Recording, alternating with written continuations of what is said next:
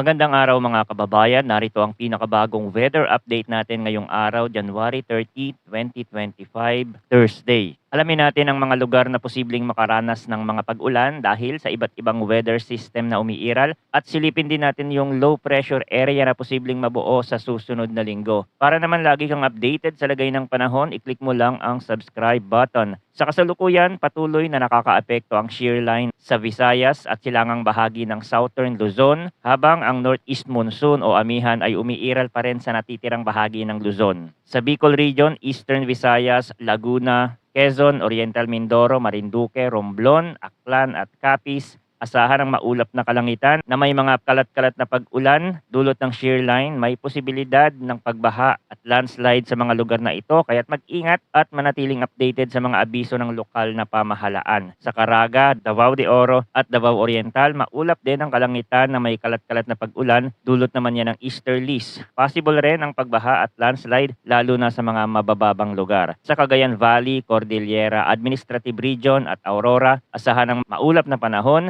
na may mga pag-ulan dulot ng amihan. Ang tuloy-tuloy na ulan ay maaaring magdulot ng pagbaha at landslide sa mga bulubunduking lugar. Sa Metro Manila at natitirang bahagi ng Luzon, bahagyang maulap hanggang maulap ang kalangitan na may mahihinang pag-ulan dulot ng amihan. Walang inaasahang malaking epekto, ngunit dapat pa rin tayong maging alerto sa biglaang pagbabago ng panahon. Sa natitirang bahagi ng bansa, generally fair weather lang tayo na may mga panakanakang pag-ulan dulot ng easterlies. Ayon naman sa pinakahuling abiso ng Pag-asa, narito ang heavy rainfall outlook dulot ng shear line. Ngayong araw, January 30, inaasahan ang heavy to intense rain sa Quezon, Camarines Norte, Camarines Sur, Catanduanes at Albay. Samantala, moderate to heavy ang mararanasan sa Laguna, Oriental Mindoro, Marinduque, Romblon, Sorsogon, Masbate, Northern Samar at Eastern Samar. Bukas, January 31, posibleng makaranas ng heavy to intense rain ng Isabela at moderate to heavy naman sa Cagayan, Aurora and Quezon. Mahalagang tandaan na ang dami ng ulan ay maaaring mas mataas sa mga kabundukan at mataas na lugar, maaari ring lumala ang epekto sa ilang lugar dahil sa naunang pagbaha o pag-ulan sa mga nakaraang araw. Tungkol naman sa tropical cyclone threat potential, wala tayong inaasahang mabubuong tropical cyclone sa loob ng unang linggo mula ngayon.